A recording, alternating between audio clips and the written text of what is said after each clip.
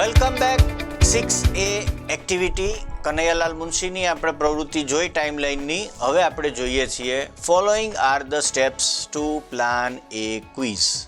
એ ક્વિઝને આપણે પ્લાન કરવી છે અને એના આ સ્ટેપ્સ છે. રીડ ધેમ, વાંચો. વર્ક ઇન ગ્રુપ્સમાં તમે વર્ક કરો and arrange them in A proper order, અને એને યોગ્ય ઓર્ડરમાં ગોઠવો.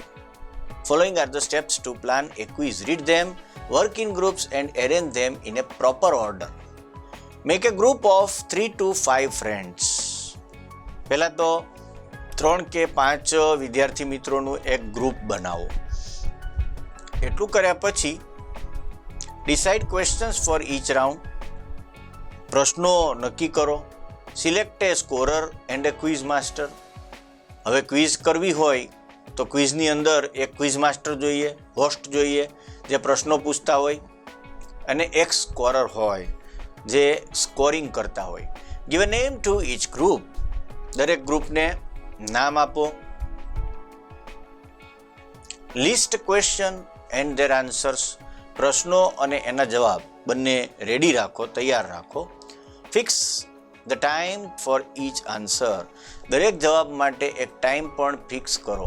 Give a unique name to each round. અને દરેક રાઉન્ડને એક જોરદાર સરસ મજાનું યુનિક નામ આપો, ગમે એવું.